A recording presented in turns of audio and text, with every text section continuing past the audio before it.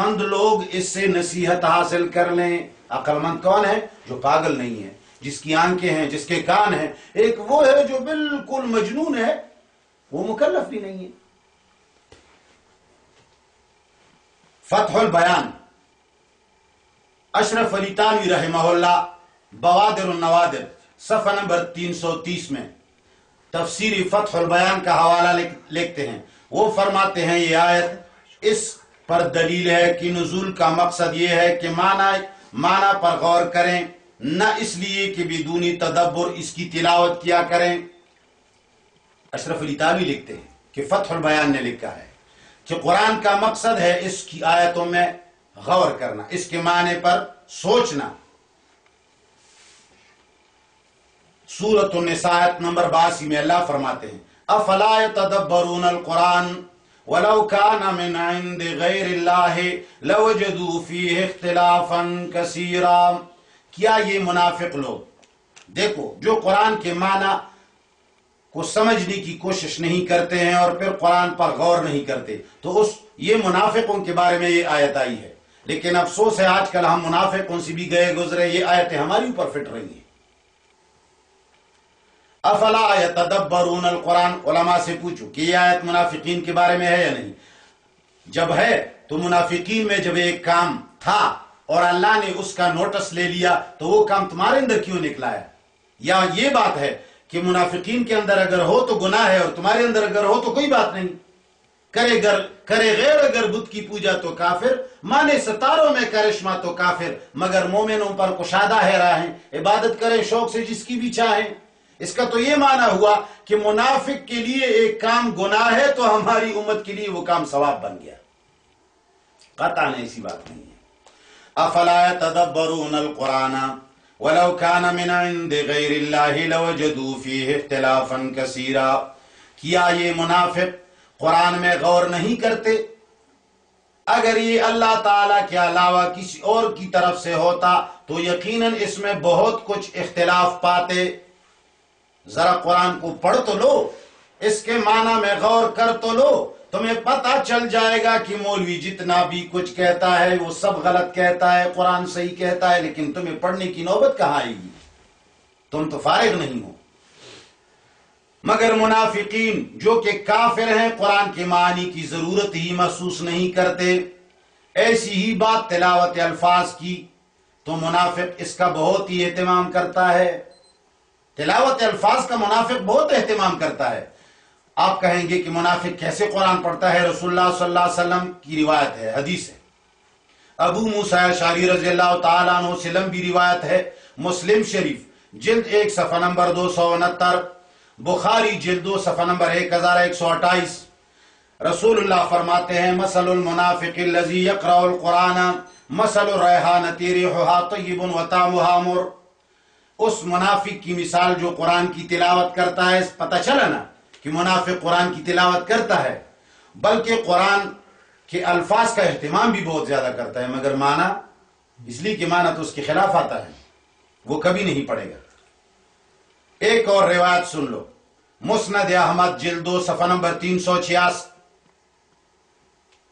صفحہ نمبر 367، مصنف ابن ابی شیبہ امام ابن ابی شیبہ کی کتاب الزہد صفحہ نمبر 130 جلد 8۔ دونوں کتابوں میں ایک روایت ہے، رسول اللہ صلی اللہ علیہ وسلم فرماتے ہیں اکثر منافقی هذه الامت قراؤها، میری امت کے اکثر منافق قرآن پڑھنے والے حافظ قاری ہوں گے۔ میرے امت میں سب سے زیادہ منافق لوگ قرآن تلاوت کرنے والے حافظ اور قاری ہوں گے۔ اب آپ سوچیں کہ قرآن کریم میں غور کرنا بغیر معنی سمجھے کہ ممکن ہے؟ ایک تیسری جگہ پہ اللہ فرماتے ہیں افلا يتدبرون القرآن ام علی قلوب اقفالها، سورہ محمد آیت نمبر 24۔ یہاں کافروں کے بارے میں کہتے ہیں کہ قرآن میں جو غور نہیں کرتے وہ لوگ کافر ہیں، کافروں کی یہ صفت ہے۔ اللہ فرماتے ہیں کیا یہ کافر لوگ قرآن میں غور فکر نہیں کرتے یا ان کے دلوں پر ان کے تالے لگ گئے ہیں؟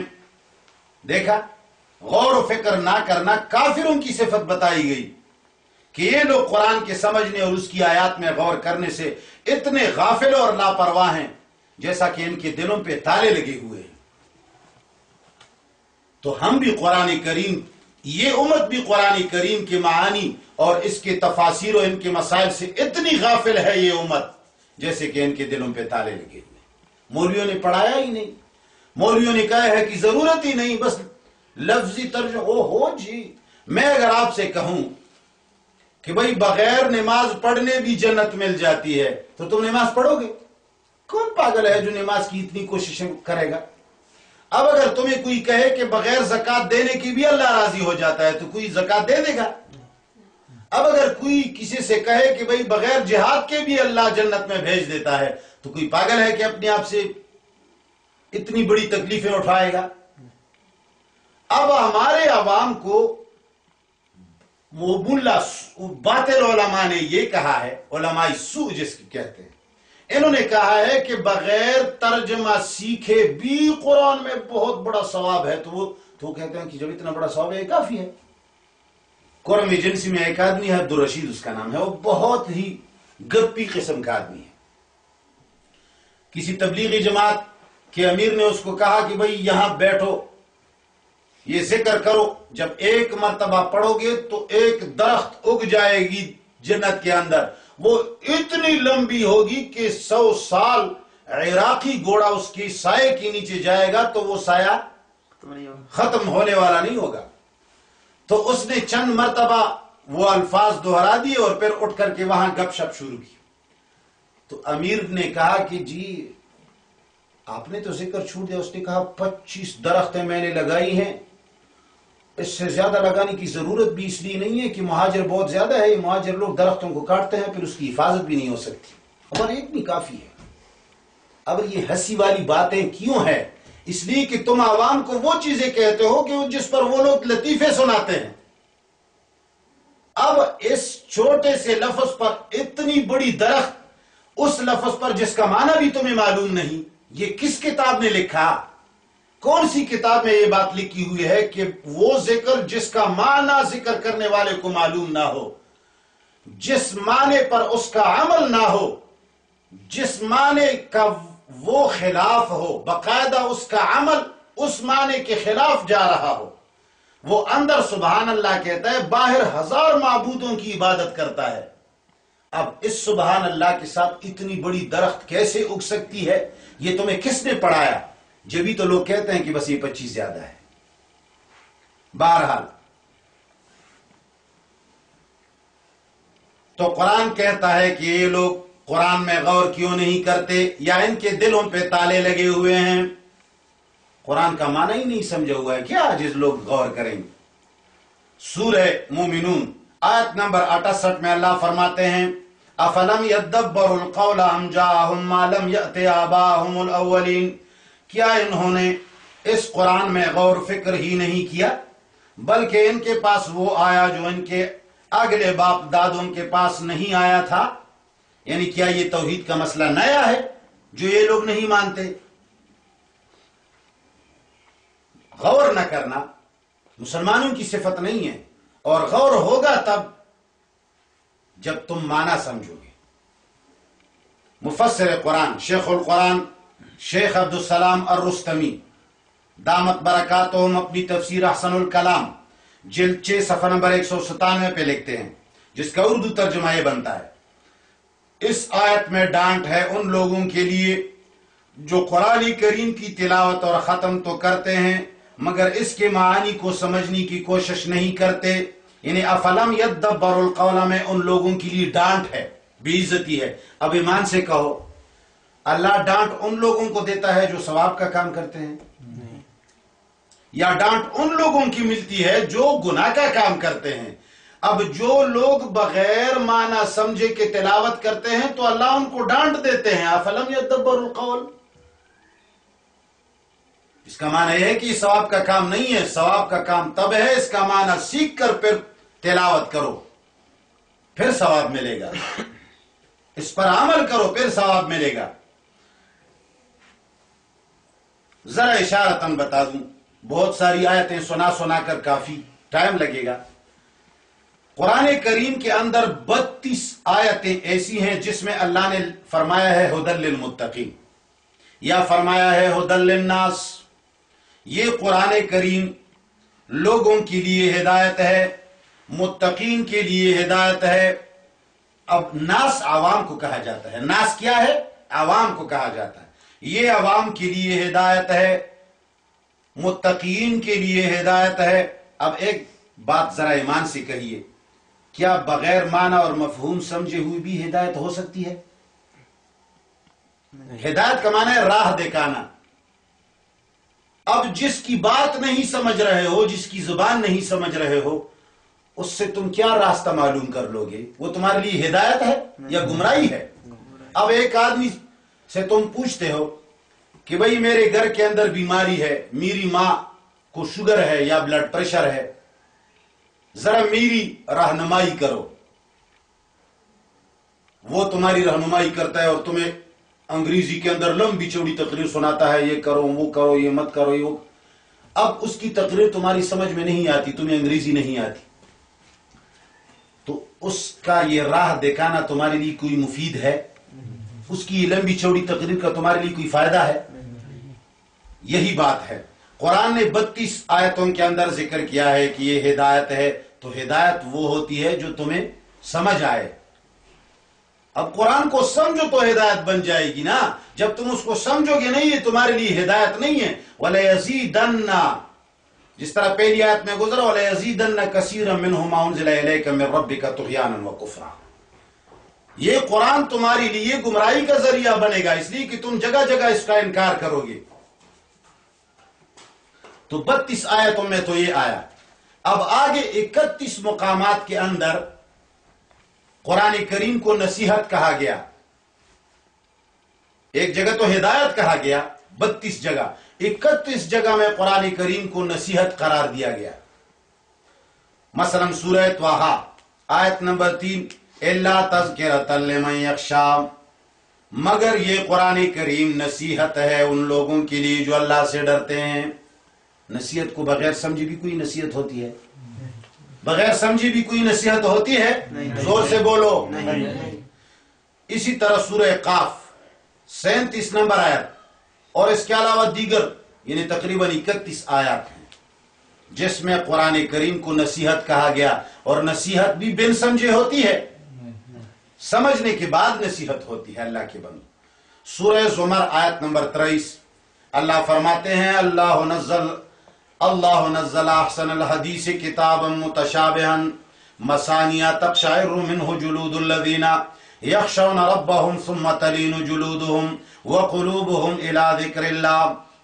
اللہ تعالیٰ نے بہترین کلام نازل فرمایا ہے جو ایسی کتاب ہے کہ ان کی آیتیں آپس میں ملتی جلتی اور بار بار دہرائی جاتی ہیں، جس سے ان لوگوں کے رونگٹے کھڑے ہو جاتے ہیں جو اپنے رب کا خوف رکھتے ہیں.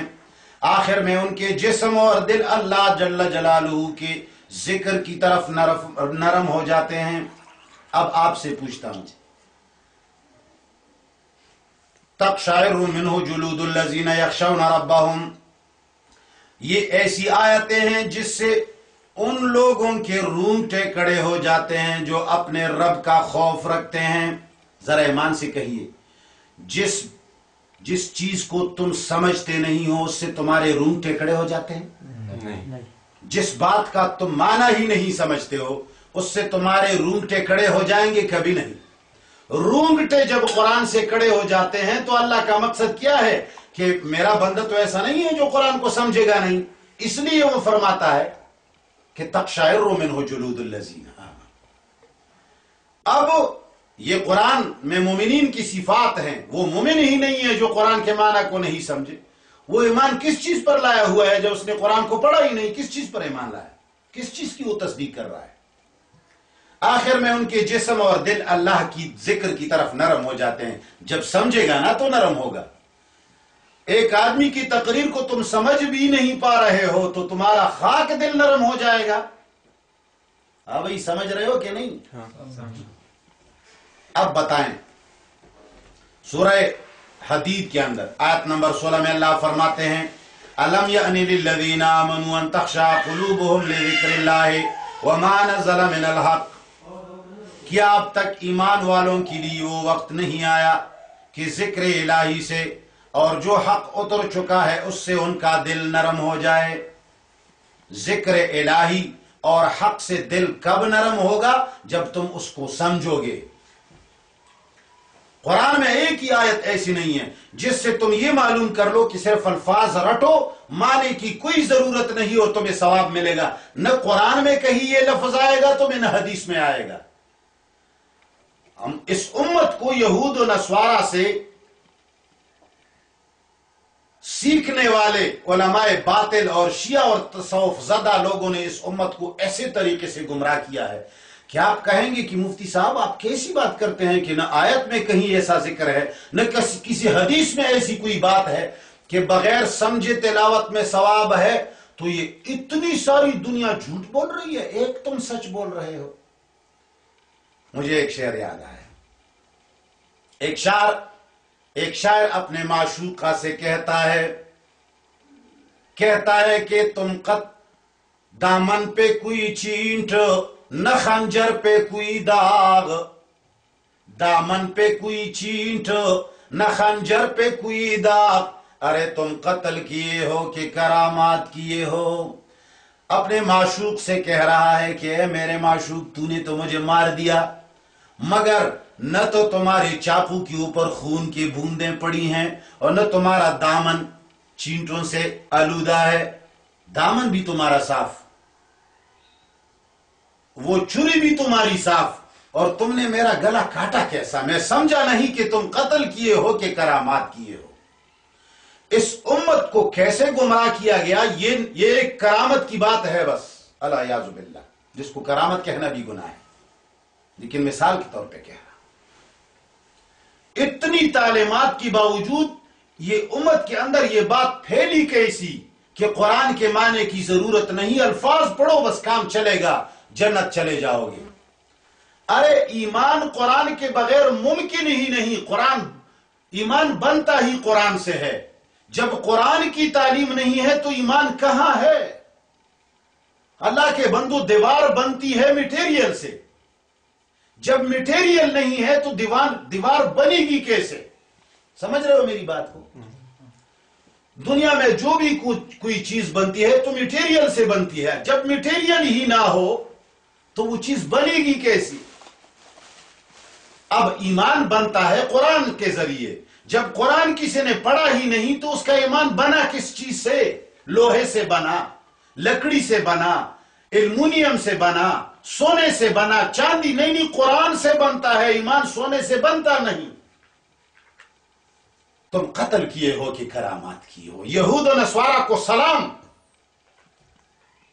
सलाम मुतारकत कि कैसे उन्होंने हमारी उम्मत को ऐसे दीदा दलीरी से गुमराह किया, ऐसे सफेद रोशनी के अंदर गुमराह किया कि अंधेरे की भी जरूरत नहीं पड़ी।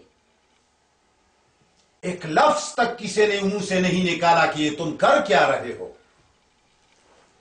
बहरहाल कुरान कहता है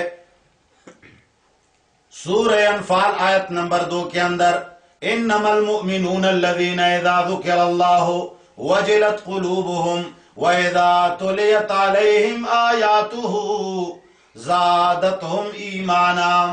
मोमिनीन वो लोग हैं जिन पर कुरान की आयत जब तिलावत की जाए तो उनके ईमान में इजाफा और पुख्तगी पैदा हो जाती है। अब ईमान के अंदर पुख्तगी और इजाफा कब होगा?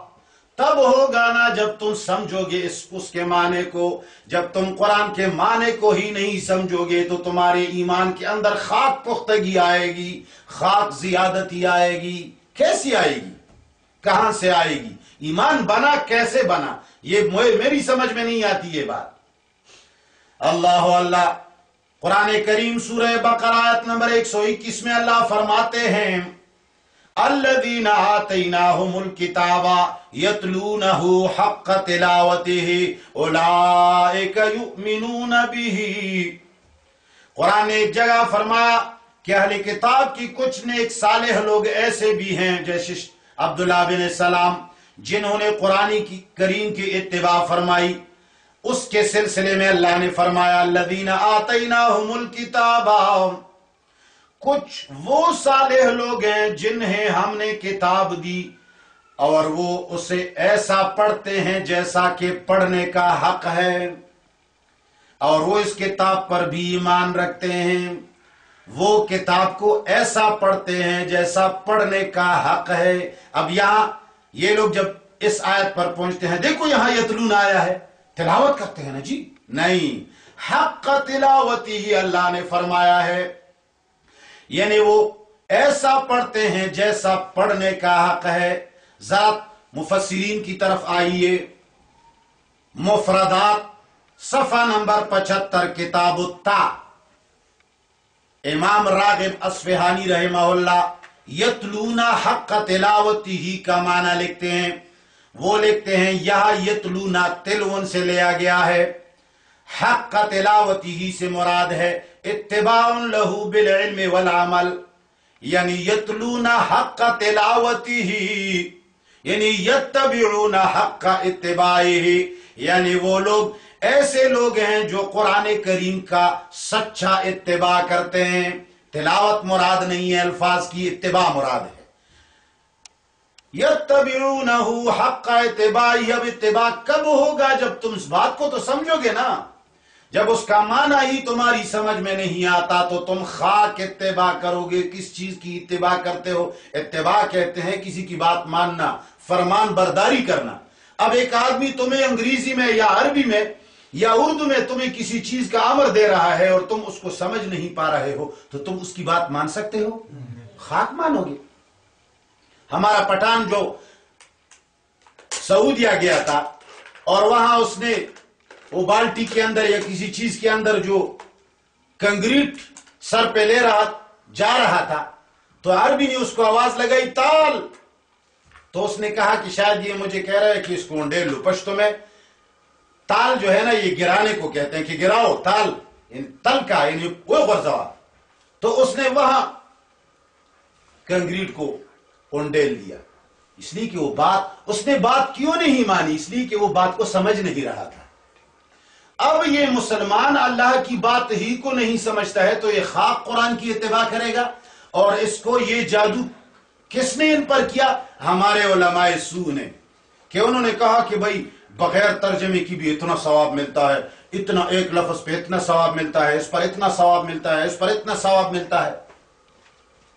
इमाम कर्तबी रहमहुल्लाह लिखते हैं इसी आयत के अंदर यतलूनहु हक़्क़ तिलावती, ताकि बात साफ हो जाए, कोई ये न कहे कि यहां तिलावत मुराद है अल्फाज की, नहीं।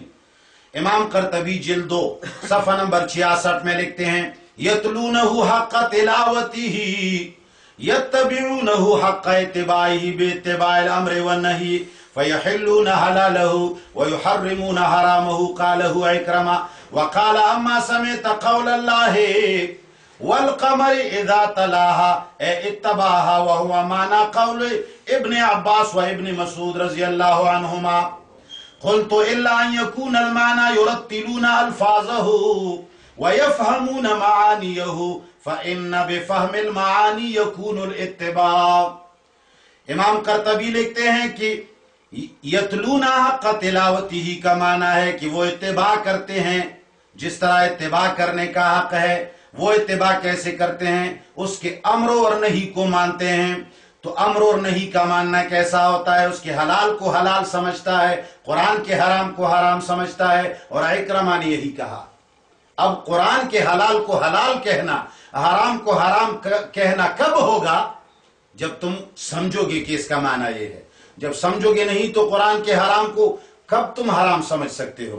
कुरान में तो ये सारी चीजें हराम है जो हम देख रहे हैं सुबह शाम, जो कब्रों पे हो रहा है, जो सारी की सारी दरगाहों पे जो कुछ हो रहा है, औलिया के दरगाहों पे, पीरों के दरगाहों पे जो कुछ होता है सब हराम है। क्या किसी एक ने हराम जाना है इसको? इसलिए कि वो कुरान से नावाकिफ है। ये मौलवी उनके जेबों को कैसे काट रहे हैं? इसलिए कि वो कुरान से नावाकिफ हैं। اگر امی لوگ قرآن سے واقف ہوتے تو نہ کبھی اپنی لڑکیاں اور اپنی مائیں بہنیں مولویوں کے سامنے بے پردہ کرتے، نہ مولویوں سے بے پردگی کرتے، اور نہ مولویوں کو ان کے عیش کے لیے پیسے دیا کرتے۔ مگر مولویوں نے تو کمال یہاں کیا کہ ان کو اندھا کر دیا، ان کی آنکھوں پہ پٹیاں لگا دی اور کہا کہ بس صرف تلاوت کرو، جنت ملنے کی ذمہ داری میری ہے۔ اللہ اللہ۔ امام قرطبی رحمہ اللہ فرماتے ہیں کہ جو ہم نے یتلون حق تلاوتی ہی کا معنی اتباسی کیا، کیوں کیا؟ کہتے ہیں کہ قرآن میں لفظ آیا ہے والقمر اذا تلاہا، اس لیے اس کا معنی ہے والقمر اذا تلاہا، اور قسم ہے چاند کی جب اس کے پیچھے آئے۔ اب تلاہا، قرآن یہاں تلاہا کا معنی تلاوت نہیں ہے، پیچھے آنے کا ہے، اتباع کرنے کا ہے۔ اے تواہا، کہتے ہیں کہ یہی معنی ابن عباس و ابن مسعود نے کیا ہے کہ تلاوت الفاظ مراد نہیں ہے۔ پھر آخر میں اپنی نظر پیش کرتے ہیں الا یکون المعنی یرتلون الفاظہ ویفہمون معانیہ، کہتے ہیں کہ ہاں یہ معنی ہو سکتے ہیں یہ معنی کہ الفاظ کو بھی اچھے طریقے سے پڑھیں اور اس کے معانی کو بھی سمجھیں، تو یہ یتلونہ حق تلاوتی ہی کا معنی ہوگا، الفاظ کو بھی اچھے طریقے سے پڑھ لے اور معانی کو بھی اچھے طریقے سے سمجھ لے۔ پھر کہتے ہیں فَإِنَّ بِفَهْمِ الْمَعَانِي يَكُونُ الاتباع، کہتے ہیں کہ اتباع تب ہوتی ہے جب یہ آدمی معنی کو سمجھتا ہے۔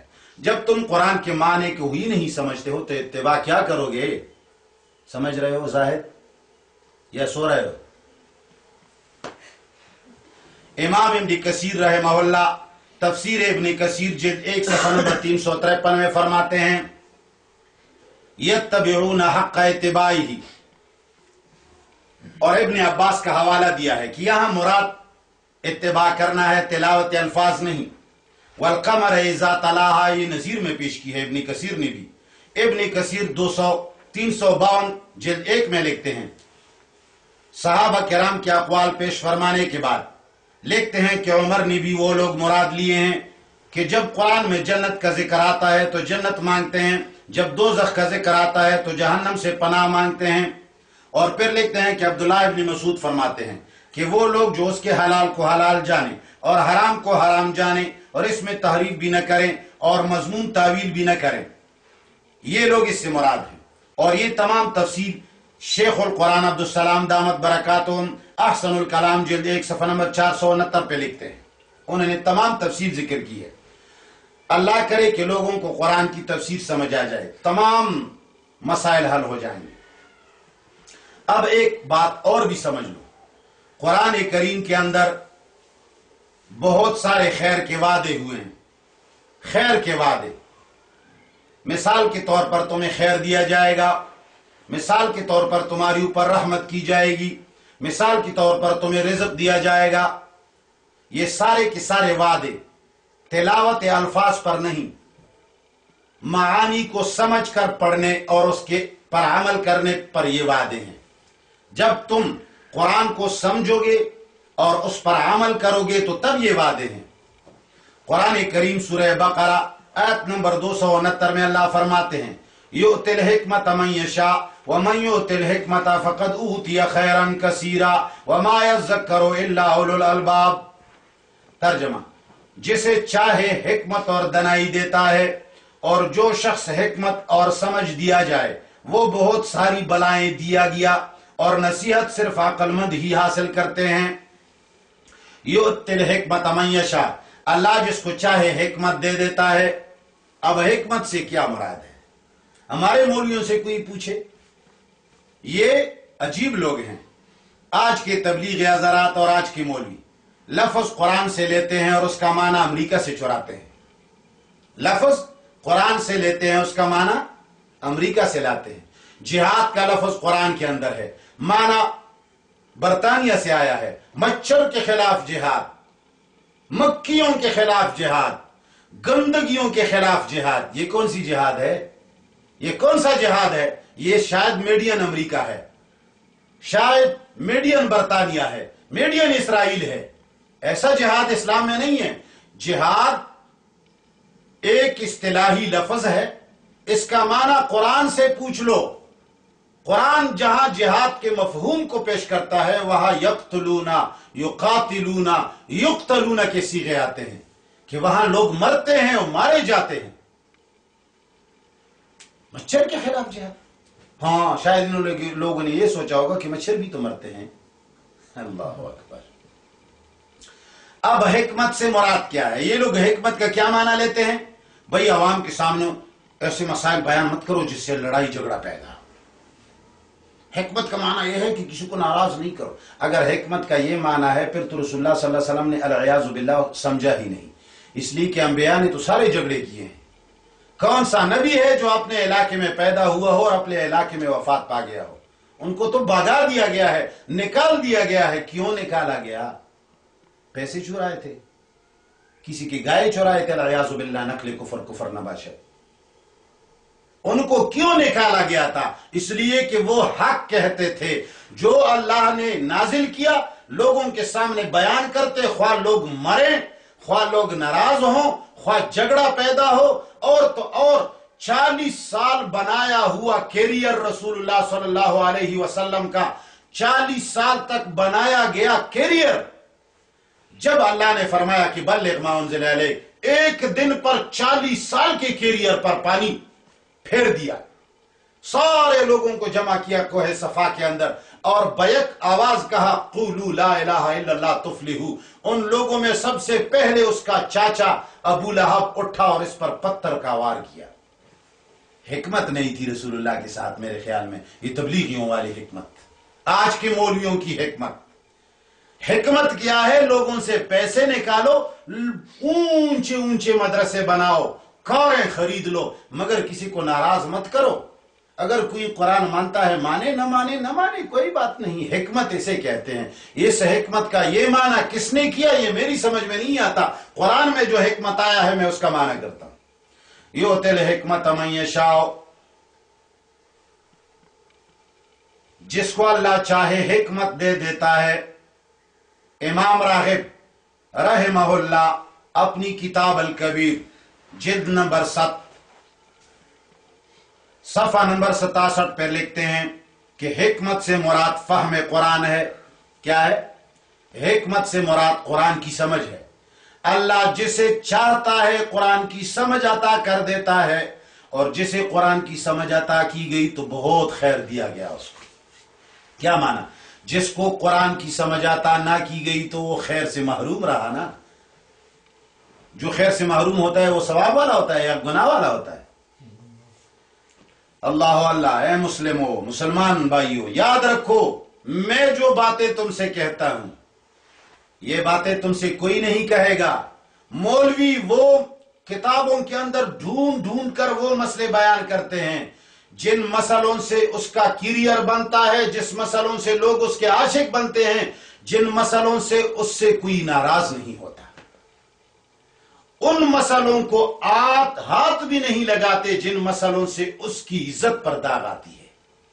اور ہم وہ مسائل بیان کرتے ہیں جس کی امت میں کمی ہوتی ہے، خواہ اس پر کوئی ناراض ہو، کوئی ہمیں کچھ نہ دے، کوئی ہمیں کسی چیز سے محروم کرے، کچھ بھی ہو، لیکن بیان ہم ان مسائل کو کریں گے جو مسائل مٹ چکے ہیں، جو امت سے پوشیدہ کیے گئے ہیں، جو امت کے ساتھ دھوکے کیے گئے ہیں۔ اب ایک بیمار جب کسی ڈاکٹر کے پاس جاتا ہے تو وہ ڈاکٹر ہوگا جو اس کو وہ دوائی دے گا جس کی اس میں بیماری ہی نہ ہو۔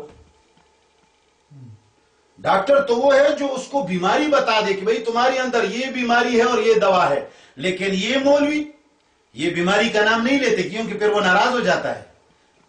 بیماری کا نام کبھی نہیں لیں گے، نہیں جی تم تو بڑا الحمدللہ ماشاءاللہ تم تو اچھے مسلمان، یہ تمہاری شکل کے اندر جو نور ہے نا، چہرہ چمکتا ہے۔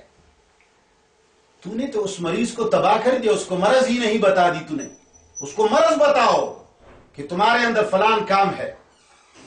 بہرحال اب قرآن کہتا ہے کہ حکمت سے مراد قرآن کی سمجھ ہے۔ المراد من الحکمت اما العلم و اما فعل الصواب، کہ قرآن سے مراد نہ قرآن میں حکمت سے مراد یا علم ہے یا ٹھیک کام۔ اب درست کام کب ہوگا؟ جب علم ہوگا نا۔ پھر موصوف لکھتے ہیں امام راغب الکبیر کے اندر، پھر لکھتے ہیں کہ قرآن کریم کے اندر الحکمت کا لفظ 4 معانی پر وارد ہوا ہے۔ لفظ قرآن میں کئی مرتبہ آیا ہے لیکن 4 معانیوں پر وارد ہوا ہے۔ نمبر 1 مواعظ قرآن۔ بعض جگہوں کے اندر قرآن کریم میں حکمت سے مراد مواعظ ہیں، کیا ہے؟ جیسے کہ سورہ بقرہ آیت نمبر 231، وَمَا أُنزِلَ عَلَيْكُم مِّنَ الْكِتَابِ وَالْحِكْمَةِ يَعِظُكُم بِهِ، یہاں والحکمت سے مراد وہ مواعظ ہیں، اس لیے کہ جن چیزوں سے لوگوں کو نصیحت اور واعظ ملتی ہیں وہ مواعظ ہوتے ہیں۔ حکمت سے مراد مواعظ ہیں۔ کبھی کبھی مراد فہم اور علم ہوتا ہے، قرآن کے اندر حکمت سے کبھی مراد فہم اور علم ہوگا، جیسے سورۃ لقمان آیت نمبر 14 کے اندر وَآتَيْنَا لُقْمَانَ الْحِكْمَةَ، اور ہم نے لقمان کو حکمت دی، العلم والفہم، یعنی ہم نے اس کو سمجھ عطا کی۔ کبھی نبوت مراد ہوگی حکمت سے، جیسے سورۃ النساء آیت نمبر 54 میں فَقَدْ آتَيْنَا آلَ إِبْرَاهِيمَ الْكِتَابَ وَالْحِكْمَةَ أَيِّ النُّبُوَّةَ، یقیناً ہم نے ابراہیم کی آل کو کتاب اور نبوت دی، یہاں حکمت سے مراد نبوت ہے۔ چوتھی جگہ کبھی کبھی قرآن کریم کے اندر قرآن کے عجائب اور اسرار مراد ہوتے ہیں، حکمت سے مراد کیا ہوتے ہیں؟ عجائب اور اسرار، جیسے سورہ نحل آیت نمبر 125 کے اندر اللہ فرماتے ہیں ادعو الی سبیل ربک بالحکمت والموعظۃ الحسنہ، لوگوں کو اللہ کی راستے کی طرف بلاؤ، بالحکمت اے بالقرآن، قرآن کے ذریعے، انہیں لوگوں کو قرآن کی تبلیغ کر کے اللہ کی طرف بلاؤ۔ یہ کیا کہتے ہیں؟ نہیں بزرگوں کی باتیں سنایا کرو، یہ کہتے ہیں فضائل اعمال سنایا کرو، اس کی تبلیغ کرو۔ اور حکمت سے کیا مراد ہے؟ نرمی سے، پیار سے۔ یہ قرآن کریم میں کہیں حکمت سے نرمی اور پیار مراد نہیں ہے۔ 4 معنی امام راغب نے الکبیر میں کیے ہیں، ایک بھی معنی ان کی تائید نہیں کرتا۔ پتہ نہیں ان لوگوں میں یہ معنی کہاں سے آئے، برطانیہ سے یا امریکہ سے، یہ میری سمجھ سے بالاتر ہے۔ لیکن میں کوشش صرف یہ کروں گا کہ عوام ان کی چنگل سے آزاد ہو جائیں اور عوام کی عزت بچ جائے، ان کے پیسے بچ جائے، ان کا دین بچ جائے، اور وہ قرآن پڑھ کر کے اللہ سے ڈائریکٹ تعلق قائم کرے، نہ میرے محتاج بنے اور نہ تمہارے محتاج بنے۔ اور پھر آخر میں لکھتے ہیں وَجَمِيعُ هَذِهِ الْوُجُوهِ عِنْدَ التَّحْقِيقِ تَرْجِعُ إِلَى الْعِلْمِ، کہتے ہیں اگر تحقیق کی جائے تو یہ تمام کے تمام معنی علم ہی کی طرف آتے ہیں کہ حکمت سے مراد فہم اور علم ہے۔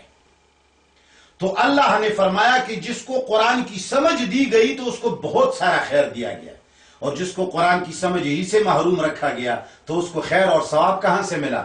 وہ تو آج تباہ ہو گیا۔ امام ابن جوزی رحمہ اللہ بھی تقریباً زاد المسیر جلد 1 صفحہ نمبر 324 کے اندر 11 اقوال حکمت کے اندر پیش کرتے ہیں، جس کا بھی لب لباب یہی فہم قرآن ہے۔ شیخ القرآن شیخ عبدالسلام الرستمی تنشیط الاذہان صفحہ نمبر 7 میں لکھتے ہیں اقول بعد التدبر ترجع هذه الاقوال الى فهم القرآن وعلمه فالعبارات شتى والمراد واحد، فرماتے ہیں کہ بہت غور و فکر کے بعد یہ تمام سارے اقوال صرف اور صرف فہم قرآن ہی کا نتیجہ دیتے ہیں۔ کہتے ہیں عبارات مختلف ہیں لیکن اس کا معنی ایک ہی ہے۔ تو خیر کثیر سے مراد فہم قرآن ہے، اور قرآن کریم صراط مستقیم کا سبب ہے۔ صراط مستقیم سیدھا راستہ پر چلنا فرض ہے یا نہیں فرض ہے؟ جواب دو۔ یہ تو مانتے ہو نا؟ صراط مستقیم کو ڈھونڈنا اور اس پر چلنا فرض ہے کہ نہیں؟ اب صراط مستقیم کے لیے جو چیز ذریعہ اور سبب ہو تو وہ چیز اتنا ہی فرض ہوگا نا۔ اللہ فرماتے ہیں وَهَذَا صِرَاطُ رَبِّكَ مُسْتَقِيمًا، سورہ انعام 126، یہ قرآن کریم تمہارے لیے سیدھا راستہ ہے، یہ قرآن کریم تمہارے رب کا سیدھا راستہ ہے۔ جب قرآن سیدھا راستہ ہے، سیدھا راستہ پڑھنا دیکھنا فرض ہے، تو قرآن کا پڑھنا فرض ہوا نا۔ وَأَنَّ هَذَا صِرَاطِي مُسْتَقِيمًا فَاتَّبِعُوهُ، یہ سورہ انعام 153 نمبر میں اللہ فرماتے ہیں، اور یہ کہ یہ دین اسلام یا قرآن میرا راستہ ہے جو مستقیم ہے، سو اس پر چلو۔ قرآن سیدھا راستہ ہے۔ جب قرآن سیدھا راستہ ہے اور آپ کو پتا ہے کہ اللہ کی طرف جانا سب سے زیادہ ضروری ہے یا نہیں؟ اب قرآن کہتا ہے کہ اللہ کی طرف جو راستہ ہے وہ قرآن ہے، تو اس کا معنی کیا ہوا؟ اللہ کی طرف جانا ضروری ہے تو قرآن پر جانا ضروری ہوا نا۔ جب قرآن کو سمجھو گے تو قرآن کے پیچھے چلو گے۔ مولوی کیا کہتے ہیں؟ میرے پیچھے آؤ۔ پیر صاحب کہتے ہیں میرے پیچھے آؤ۔ دم دم مست قلندر، اللہ اکبر۔ یعنی قرآن کریم صراط مستقیم ہے، اپنے عامل کو اللہ تعالیٰ اور اس کی رضا کی طرف رہنمائی کرتا ہے، اور قرآن کی سمجھ اور علم ہی سے اس رہنمائی پر آدمی پہنچے گا۔ یہ رہنمائی کا سبب اس وقت ہے قرآن، رہنمائی کا سبب قرآن اس وقت بنتا ہے جب تمہیں قرآن کی سمجھ ہو، اور یہ قانون ہے کہ مقصد جتنا عظیم ہوگا اس کا سبب اور وسیلہ اتنا ہی عظیم ہوگا، اور بغیر سمجھ اور فہم کے قرآن رہنما نہیں بن سکتا۔ تو ثابت ہوا کہ قرآن کو سمجھنا سب سے بڑا فرض ہے، کیونکہ اس کے بغیر اللہ تک رسائی ممکن نہیں۔ اللہ کی طرف صرف ایک ہی راستہ جاتا ہے جو صرف قرآن ہے، اللہ کی طرف صرف ایک ہی راستہ جاتا ہے جو قرآن ہے۔ جس آدمی کا سینہ قرآن سے خالی ہوگا، ایمان سے بھی خالی ہوگا، اسلام سے بھی خالی ہوگا، اور جنت میں جانا اور اللہ کو رضا کرنا تو بہت دور کی بات ہے۔ میں نے بتایا چیزیں میٹیریل سے بنتی ہیں، جب میٹیریل ہی نہ ہو تو چیز بنے گی کیسی؟ ایمان اسلام قرآن سے بنا ہوا ہے۔ جب قرآن سے تمہیں لگاؤ نہیں ہے، الفاظ کے رٹ لگا رہے ہو، اس سے تمہیں ثواب نہیں۔ یہ تم قرآن کے معنی سے آنکھ چرا کر قرآن پڑھتے ہو۔ ایک بڑے فرض سے آنکھ چرا کر چھوٹے فرض کو ادا کرنا گناہ ہوتا ہے، ثواب نہیں۔ اللہ کرے کہ مسلمان اس کو سمجھ سکے۔ اور سورہ اعراف آیت نمبر 204 میں اللہ فرماتے ہیں کہ قرآن کی فہم یہ سبب ہے رحمت کا۔ اگر تم اللہ کی رحمت کو مانگو گے، اگر تم چاہتے ہو کہ اللہ کی رحمت مجھ پر برسے تو قرآن سیکھ لو، ورنہ اللہ کی رحمت ویسے تھوڑی برسے گی۔ یہ کوئی بارش تو نہیں ہے کہ پتھر پہ برستی ہے، یہودیوں پہ بھی برستی ہے، عیسائیوں پہ بھی برستی ہے، نہیں، بارش نہیں ہے۔ اللہ کا رحمت، اللہ کی رحمت خاص لوگوں پہ برستی ہے۔ اللہ فرماتے ہیں وَإِذَا قُرِئَ الْقُرْآنُ فَاسْتَمِعُوا لَهُ وَأَنصِتُوا لَعَلَّكُمْ تُرْحَمُونَ، اور جب قرآن پڑھا جایا کرے تو اس کی طرف کان لگایا کرو اور خاموش رہا کرو، امید ہے کہ تم پر رحم ہو۔ فَاسْتَمِعُوا لَهُ، اب استماع کیا ہوتا ہے؟ ہوا قصد السماع للفہم۔ استماع عربی میں سمجھنے کے لیے کان لگانے کو کہتے ہیں۔ عام کان لگانے کو استماع نہیں کہتے، یاد رکھیں۔ ایک ہے ویسی کسی بات کو سننا اور اس پر غور نہ کرنا، اس کے معنی کو نہ سمجھنا، اس کو استماع نہیں کہتے۔ استماع کہتے ہیں اس نیت سے سننا کہ تم سمجھنے کی غرض سے سن رہے ہو۔ کس چیز کی غرض سے؟ سمجھنے کی غرض سے سننے کو استماع کہتے ہیں۔ وہ انصتو کا یہی معنی ہے، فاستمعوا کا یہی معنی ہے۔ اور قرآن کریم سورہ آل عمران آیت نمبر 103 میں اللہ فرماتے ہیں وَاعْتَصِمُوا بِحَبْلِ اللَّهِ جَمِيعًا وَلَا تَفَرَّقُوا وَاذْكُرُوا نِعْمَةَ اللَّهِ عَلَيْكُمْ إِذْ كُنْتُمْ أَعْدَاءً فَأَلَّفَ بَيْنَ قُلُوبِكُمْ وَأَصْبَحْتُمْ بِنِعْمَتِهِ إِخْوَانًا۔ اللہ فرماتے ہیں اللہ کی رسی کو مضبوط تھام لو سب مل کر، اور پوٹھ نہ ڈالو، اور اللہ کی اس وقت تک نعمت کو یاد کرو، اللہ کی اس وقت کی نعمت کو یاد کرو جب تم ایک دوسرے کے دشمن تھے تو اس نے تمہارے دلوں کے اندر الفت ڈال دی، پس تم اس کی مہربانی سے بھائی بھائی بن گئے۔ حبل اللہ سے مراد شقیق رحمہ اللہ نے عبداللہ ابن مسعود سے نقل کیا ہے، اور قتادہ اور ضحاک اور سدی کا بھی یہی قول ہے. علی رضی اللہ تعالیٰ عنہ سے مروی ہے کہ حبل اللہ سے مراد ہے قرآن. وَاعْتَصِمُوا بِحَبْلِ اللَّهِ جَمِيعًا، یعنی تم اللہ کی رسی کو مضبوط پکڑ لو، یعنی قرآن کو مضبوط تھام لو. یہ نہیں کہ اس طرف تھام لو، یہ معنی نہیں ہے. اس کو سمجھ لو اور اس پر عمل کر لو. اور پھر فرماتے ہیں وہ وقت یاد کرو کہ جب تمہارے اندر دشمنیاں تھی، عداوتیں تھی، اللہ جل جلالہ نے اس قرآن کے ذریعے تمہارے اندر الفت پیدا کی. آج کے مسلمانوں میں الفت کیوں نہیں ہے؟ آج کا مسلمان کیوں ہزاروں گروہوں میں بٹا ہوا ہے؟ کیوں کتنے پتہ نہیں کتنی سینکڑوں پارٹیاں ہیں. کوئی کسی کے پیچھے چلتا ہے، کوئی کس کے پیچھے چلتا ہے، کوئی اس کو کافر کہتا ہے تو کوئی اس کو کافر کہتا ہے. باوجود اس کے کہ قرآن صحابہ بھی پڑھتے تھے، ہم بھی پڑھتے ہیں، ان کو یوں بنا دیا، ایک مٹھی میں متحد بنا دیا اور ہمیں منتشر کر دیا. بات کیا ہے؟ اس لیے کہ وہ قرآن کو سمجھ گئے اور اس پر عمل کیا. ہم نے قرآن کی سمجھ کو چھوڑ دیا، ہم نے قرآن پر عمل بھی چھوڑ دیا. جب سمجھیں گے نہیں تو خاک عمل کریں گے. ہم نے قرآن کریم کی جگہ اور کتابوں کو دے دی. لوگ شاید یہ سمجھے بھائی مفتی صاحب ساری کتابوں کا مخالف ہیں، جی مفتی صاحب حدیث کا بھی مخالف ہے، والعیاذ باللہ. نہیں، میں نے شروع میں ایک مثال دی تھی، شاید آپ لوگوں کو یاد ہو. درس میں باتوں میں بھی کبھی کبھی کہا کرتا ہوں، اب اگر ایک شخص تمہیں اپنی بیٹی دیتا ہے اور تم سے کہتا ہے کہ میں اپنی بیٹی کا نکاح تم سے کرا رہا ہوں، اور اس کی بیٹی جوان بھی ہے، خوبصورت بھی ہے، تعلیم یافتہ بھی ہے، اور اس کی بیٹی جنت کی حور کی طرح حسین لڑکی ہے، بااخلاق بھی ہے، اور وہ تمہیں دے رہا ہے، تو یہ تو اچھی بات ہے. تم خوش ہوں گے کہ نہیں ہوں گے؟ جواب دو. خوشی کی بات ہے نا. لیکن اگر وہ تمہیں کہے کہ بیٹی دوں گا مگر تمہاری والد، تمہارے باپ کی بیوی، تمہاری ماں، اس کے بدلے میں مجھے دو گے، تو یہ سودا کیسی ہے؟ خسارے کی سودا ہے یا نہیں؟ گھاٹے کی سودا ہے.